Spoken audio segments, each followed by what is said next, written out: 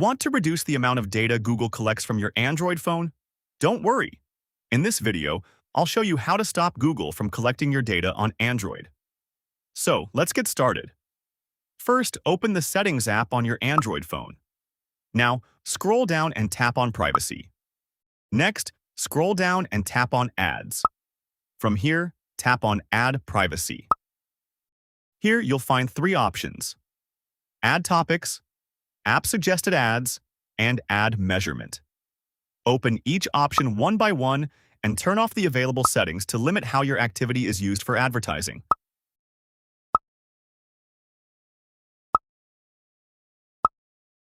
Once you're done, go back to the Privacy page. Next, scroll down and select Usage and Diagnostics.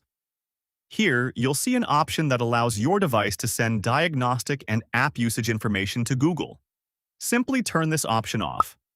This can help reduce the diagnostic and usage data your Android phone shares with Google. And that's it.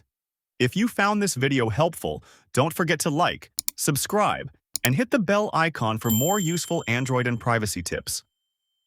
Thanks for watching, and I'll see you in the next video.